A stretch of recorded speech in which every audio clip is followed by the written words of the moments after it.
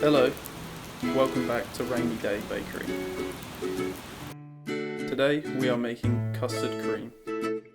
We need 300 millilitres of whole milk, 300 millilitres of double cream, 4 egg yolks, 35 grams of sugar, 30 grams of flour and some vanilla extract. Add the vanilla into the milk and pour the milk and cream into a pot and slowly heat. Add the sugar and the flour into the yolk and mix them together. Pour half of the warm cream into the mixing bowl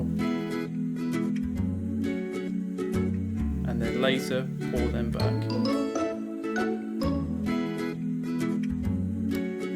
Keep whisking until the texture becomes rich.